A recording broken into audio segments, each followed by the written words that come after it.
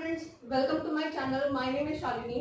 आज हम पढ़ने वाले हैं क्लास 10th का मेटल्स एंड नॉन मेटल्स का एक्सट्रैक्शन ऑफ मेटल का थर्ड पार्ट। इससे पहले मैं 2 पार्ट्स में काफी कुछ पढ़ा चुकी हूँ। ओर्स का सिलेक्शन बता चुकी हूँ, मिनरल्स पढ़ा चुकी हूँ, क्या होते हैं सारे स्टेप्स, आउटलाइन क्या होती है, क्या मैपिंग होती है, वो सारी चीजें हम कर चुके हैं। आज हम पढ़ेंगे रिडक्शन। इससे पहले हमने कैल्सिनेशन एंड रोस्टिंग पढ़ लिया था, ऑक्सीडाइजेशन या ऑक्सीडेशन, या फिर हम कैल्सिनेशन रोस्टिंग क्यों करते हैं वो सब मैं पढ़ा चुकी हूँ। उसका यूज क्या है वो भी करा चुकी हूँ। आज हम रिडक्शन करेंगे, रिडक्शन के टाइप्स करेंगे। रिडक्शन करने के बाद हमें मेटल मिल जाता है जिसको हम क्रूड मेटल कहते हैं, और फिर उसकी रिफाइनिंग को स्टडी करेंगे। तो चलिए रिडक्शन को स्टार्ट करते हैं। Basically reduction is that method जिसमें हम ऑक्सीजन को रिमूव करवाते हैं, means removal of oxygen from any compound from its oxide is known as reduction। ये मेथड आप क्लास 10 का चैप्टर नंबर 1 जो है उसमें भी कर चुके हो, ऑक्सीडेशन रिडक्शन। तो आपको पता है रिडक्शन का मतलब होता है ऑक्सीजन को हटाना, सेपरेट करना। तो वही हम देख रहे हैं। तो हम यहाँ पे 4 टाइप्स पढ़ने वाले हैं। फर्स्ट टाइप है स्मेल्टिंग, सेकेंड टाइप है self reduction, third type thermite process, thermite reaction जो बहुत इंपॉर्टेंट है बोर्ड पॉइंट ऑफ व्यू से, एंड थर्माइट रिएक्शन जो है ये एनटीएससी में भी आ चुकी है 2 साल पहले। And fourth one is electrolytic reduction. तो हम इनको स्टडी करने वाले हैं। पहला है स्मेल्टिंग। स्मेल्टिंग क्या होता है? Smelting is reduction with carbon, means carbon को यूज करके एज अ रिड्यूसिंग एजेंट। बच्चों, जो केमिकल स्पीशीज रिडक्शन करवाती है उसको रिड्यूसिंग एजेंट बोलते हैं। तो यहाँ पे रिडक्शन करवाने के लिए हम कार्बन को यूज कर रहे हैं, तो carbon is reducing agent here. ठीक है, तो रिड्यूसिंग एजेंट होगा कार्बन। तो हम स्मेल्टिंग से स्टार्ट करेंगे। First process is smelting. क्या होता है स्मेल्टिंग? रिडक्शन विद कार्बन, मतलब कार्बन को यूज करके रिडक्शन करना।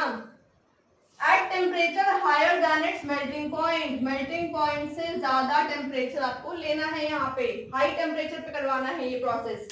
चलिए एग्जांपल देख लेते हैं। हमारे पास प्लम्बस ऑक्साइड है, लेड ऑक्साइड, उस पे हम अप्लाई करेंगे कार्बन को। कार्बन यहाँ पे क्या है? Reducing agent. तो इसका काम क्या है? रिमूव करवाना ऑक्सीजन को, है ना। तो यहाँ पे कार्बन ऑक्सीजन को रिमूव करवाएगा by self bonding with it, खुद इससे बॉन्डिंग कर लेगा और इसको रिमूव करवा देगा।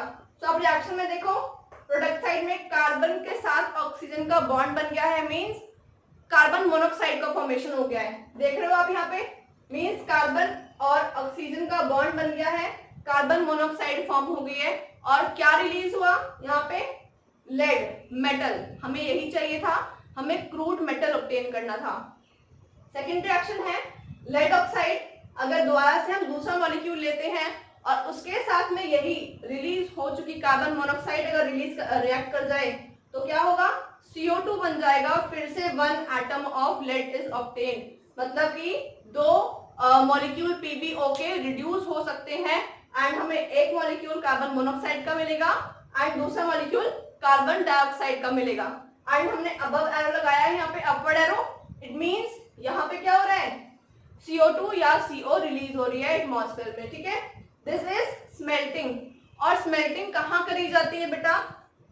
स्मेल्टिंग होती है, स्मेल्टिंग बड़े बड़े स्मेल्टर्स में या रिवर्बरेटरी फर्नेस के अंदर कराई जाती है, जो बहुत बड़ी बड़ी ऐसी प्लेसेस होती हैं जहाँ पे बहुत बड़ा अरेंजमेंट होता है, काफी सारी हर टाइम वहाँ पे जो है फ्लेम ऑफ गैसेस निकल रही होती हैं, कार्बन डाइऑक्साइड, कार्बन मोनोऑक्साइड वहां से रिलीज हो रही होती है, और उसके बॉटम से उसमें फायर जो है वो पहुंचाई जा रही होती है, और उसके अंदर ये रिडक्शन का प्रोसेस करवाया जाता है। उसकी लाइनिंग अंदर से ब्रिक्स की बनी होती है, सो दैट इतना हाई टेम्परेचर है उसमें, टेम्परेचर 2000 प्लस भी पहुंच जाता है, इसलिए कि वो अंदर अगर मेटल्स लगाएंगे तो वो मेल्ट ना कर जाए, खराब ना हो जाए, इसलिए उसकी ब्रिक्स की लाइनिंग होती है।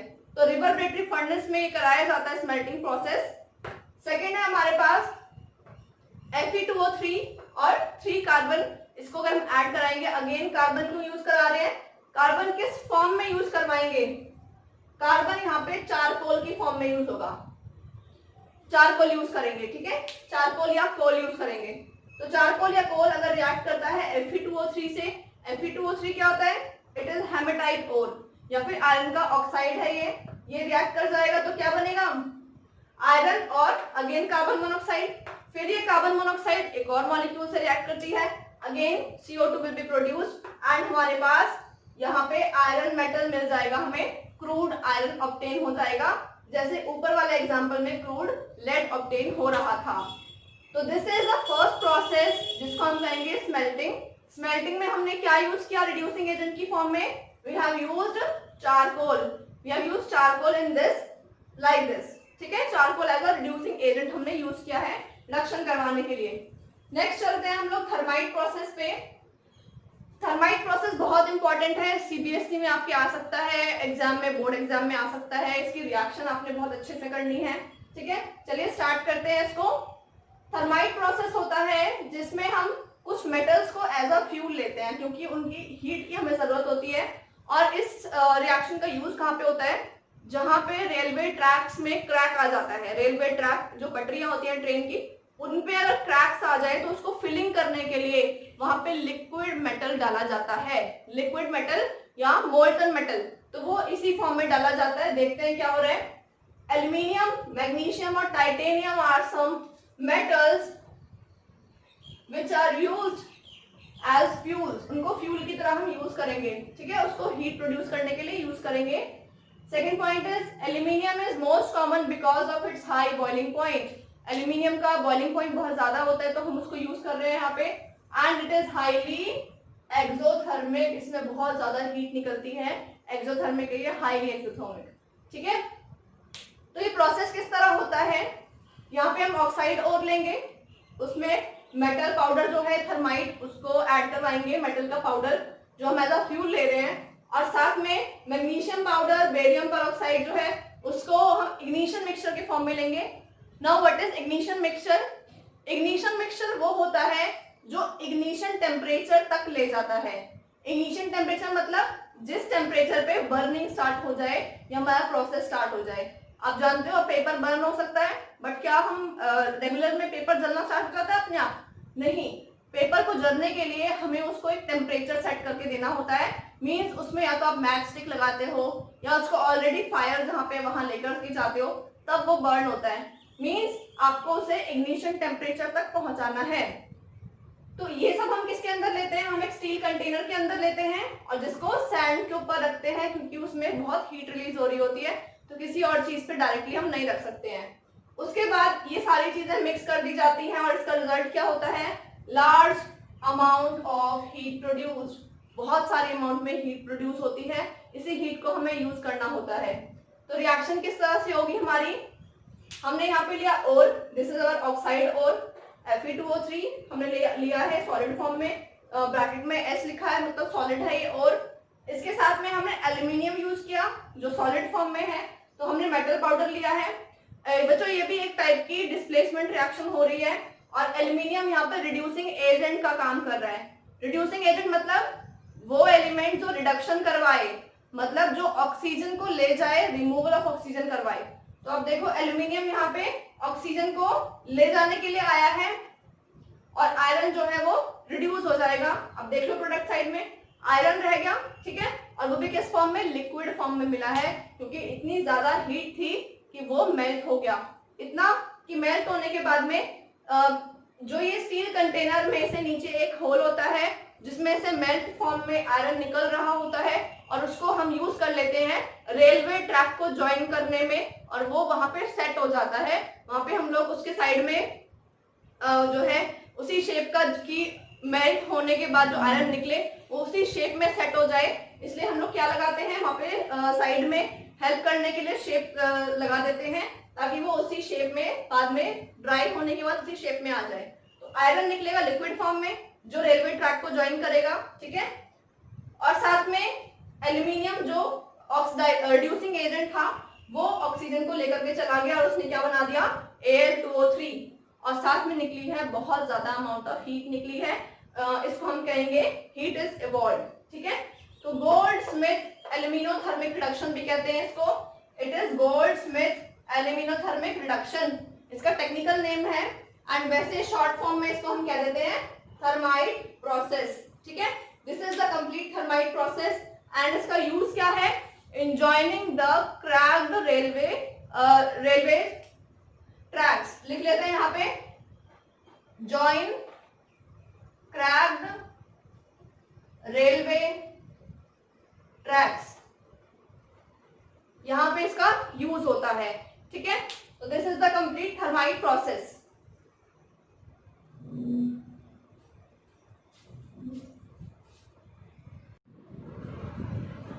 आगे हम स्टडी करेंगे थर्ड प्रोसेस, सेल्फ रिडक्शन को। सेल्फ रिडक्शन का मतलब है यहाँ पे हम कोई भी रिड्यूसिंग एजेंट ऐड नहीं कर रहे हैं, no external reducing agent is added, सिर्फ यहाँ पे हीटिंग करनी है और इन प्रेजेंस ऑफ एयर करनी है। So no external reducing agent is used, कोई भी बाहर से हमने रिड्यूसिंग एजेंट यूज नहीं किया है, जैसा कि हमने स्मेल्टिंग में और थर्माइट प्रोसेस में यूज किया था। स्मेल्टिंग में हमने क्या यूज किया था, हमने वहां पे कार्बन चारकोल को यूज किया था, और थर्माइट प्रोसेस में हमने क्या यूज किया था, हमने एल्यूमिनियम को यूज किया था, जो डिस्प्लेसमेंट करवा रहा था, ऑक्सीजन को ऐड करवा रहा था अपने आप से। तो यहाँ पे सेल्फ रिडक्शन में कोई भी रिड्यूसिंग एजेंट हमने बाहर से नहीं लिया है, no external reducing agent is used, but oxide is heated in air. अब यहाँ पे हीट कर रहे हैं इसको एयर की प्रेजेंस में। देख लेते हैं हमने क्या लिया है, सिनेबार लिया है। सिनेबार इज क्या, मरकरी का सल्फाइड है, ये मर्क्यूरस सल्फाइड, इसकी एडिशन कराएंगे ऑक्सीजन से, हीट कर रहे हैं तो अपने आप ऑक्सीजन ऐड हो जाएगी एटमॉस्फेयर में से। उसके बाद में ऑक्सीजन उसका ऑक्सीडेशन करवा देगा, HgO बन जाएगा हमारे पास, प्लम्बस ऑक्साइड बन जाएगा, और सल्फर डाइऑक्साइड रिमूव हो जाएगा। और ये अबव एरो है, आप जानते हैं इसका मतलब। फिर यही प्लम्बस ऑक्साइड में दोबारा से सल्फाइड का मॉलिक्यूल लगेगा, और जो मरकरी अलग हो जाएगा और सल्फर और ऑक्सीजन अलग हो जाएंगे, फॉर्मिंग SO2। ठीक है, तो इसमें स्टार्टिंग में हमने क्या लिया था, मर्क्यूरस सल्फाइड, मर्क्यूरी का सल्फाइड ओढ़ लिया, और एंड में हमें क्या मिला, मरकरी मिल गया। तो इसका मतलब वी आर गेटिंग, सिनेबार से हमें यहाँ पे मरकरी मिल रहा है। ठीक है, तो सिनेबार था हमारे पास HDS, उससे क्या मिला, mercury. This is the first process. Second, हम चलते हैं नेक्स्ट इलेक्ट्रोलिटिक रिडक्शन के पास। Electrolytic reduction, as the name suggest, electro means electricity, lytic means break down. ठीक है, तो हम देख लेते हैं, इलेक्ट्रो मीन्स इलेक्ट्रिसिटी,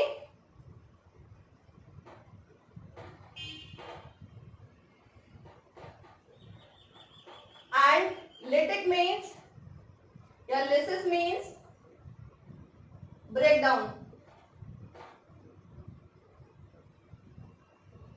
ठीक है, तो हम यहाँ पे क्या करने वाले हैं, ब्रेक डाउन करने वाले हैं। किसका, हम यहाँ पे ब्रेक डाउन करेंगे उस मॉलिक्यूल का जिसे हमने अर्थ में से ऑब्टेन किया है, अर्थ क्रस्ट में से, और कंपाउंड फॉर्म में वो निकला है, बट कौन से एलिमेंट के साथ, उस एलिमेंट के साथ जो हाईली रिएक्टिव था।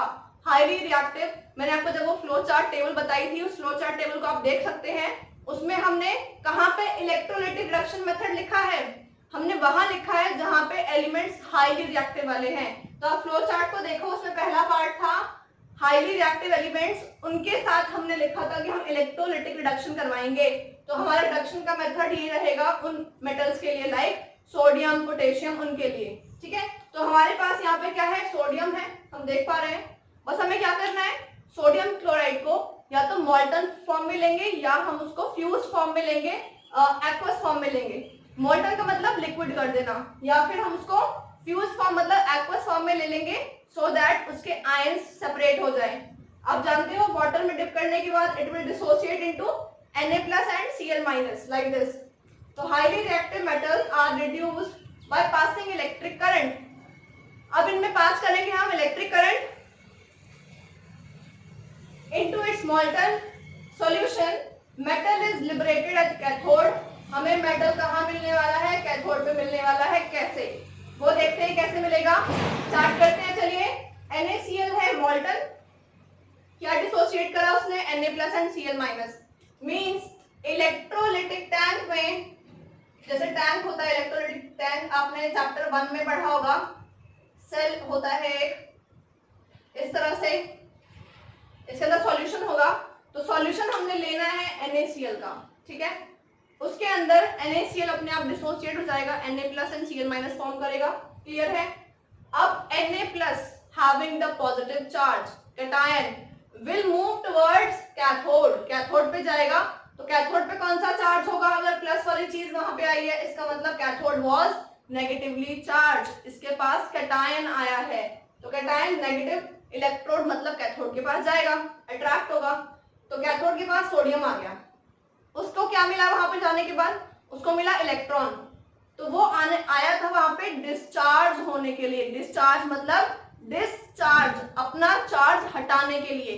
तो कोई चीज अगर पॉजिटिव है मतलब उसके पास इलेक्ट्रॉन की कमी है। तो पॉजिटिव चार्ज कैसे हटेगा उसके ऊपर से? जब उसको वो इलेक्ट्रॉन मिल जाएगा। तो वो आया ही इसीलिए था ताकि वो अपना चार्ज हटा सके, डिस्चार्ज हो सके। डिस्चार्ज मतलब चार्ज हटा देना। तो वो अपना चार्ज हटा सके तो उसको इलेक्ट्रॉन मिलेगा, इलेक्ट्रॉन ऐड होने के बाद वो डिस्चार्ज हो गया, Na बन गया। कहाँ बना? कैथोड पे बना। तो कैथोड पे हमें क्या मिलता है? हमें कैथोड पे मेटल मिल जाता है। Metal is liberated at cathode. हमें मेटल चाहिए था, कैथोड पे हमें मेटल मिल गया, ठीक है। पर एनोड पे क्या हो रहा है? एनोड पे कौन आया? एनोड पे आया क्लोराइड आयन, Cl-। अगर वो माइनस है तो वो कहाँ गया? एनोड पे। क्यों गया एनोड पे? एनोड पे क्या चार्ज होगा? यू आर राइट, एनोड पे चार्ज होगा प्लस चार्ज, तभी वो एनोड के पास आया, because opposite charges attract each other. तो एनोड के पास क्लोराइड आयन आएगा। कितने क्लोराइड आयन आए? 2। Cl-, दो अलग अलग चीजें हैं, ठीक है। वो आएंगी वहां पे। वो किस लिए आएंगी? वो भी डिस्चार्ज होने आएंगी, अपना चार्ज हटाने आएंगी। क्योंकि डिस्चार्ज होने के लिए, डिस्चार्ज होने से वो स्टेबल हो जाएंगे। तो ये आया यहाँ पे, इसको अपना चार्ज हटाना है, माइनस चार्ज हटाना है। तो माइनस कैसे हटेगा? By losing electron. तो इलेक्ट्रॉन ये लूज कर देगा, 2 इलेक्ट्रॉन रिलीज करेगा, क्योंकि 2 इलेक्ट्रॉन, यहाँ पे 2 चार्ज है, यहाँ पे माइनस, मतलब 2 बार है माइनस चार्ज। तो यहाँ पे 2 इलेक्ट्रॉन रिलीज हो जाएंगे। फिर क्या बचेगा? एक क्लोरीन एटम, दूसरा chlorine atom, 2 chlorine atom join हो जाएंगे, बन जाएगा Cl2। Cl2 is a gas. Chlorine Cl2 form में ही एग्जिस्ट करती है इस नेचर में, ठीक है। तो हमें ये मिल गया, ठीक। तो दोनों इलेक्ट्रोड्स पे प्रोसेस कौन सी हो रही है बेटा? इलेक्ट्रॉन के एडिशन को बोलते हैं रिडक्शन, मतलब कैथोड पे रिडक्शन होगी। इलेक्ट्रॉन के रिमूवल को बोलते हैं ऑक्सीडेशन, मतलब एनोड पर हमारी ऑक्सीडेशन होने वाली है, इलेक्ट्रॉन का लॉस होने वाला है, ठीक है। सो आपको क्लियर हो गया पूरा मेथड? हमें यहाँ पे क्या करना था? हमें NaCl में से सोडियम को ऑब्टेन करना था। तो वो हमें ऑब्टेन हो गया है, कहाँ पे? कैथोड पे ऑब्टेन हो गया है। तो these were the 4 types of reduction of oxide ores. जब हम पहले क्रशिंग करते हैं, माइनिंग करने के बाद क्रशिंग कर लिया हमने, कंसंट्रेशन ऑफ ओर कर लिया, मेजॉरिटी ऑफ इम्प्योरिटीज को निकाल दिया, उसके बाद ऑक्सीडेशन करवाएंगे, कैल्सिनेशन एंड रोस्टिंग, जिसपे जो करवाना होगा। उसके बाद में हम लोग क्या करवाएंगे? रिडक्शन करवाएंगे, मतलब ऑक्सीजन को हटा करके क्रूड मेटल ऑब्टेन करेंगे। अब इसके बाद नेक्स्ट मेथड आता है रिफाइनिंग करने का, मतलब प्योरिफिकेशन करने का। तो सेल्फ रिडक्शन कर लिया हमने, पहले स्मेल्टिंग किया था, फिर हमने थर्माइट किया था, फिर सेल्फ रिडक्शन कर लिया, इलेक्ट्रोलाइटिक रिडक्शन भी कर लिया। अब हम करेंगे रिफाइनिंग।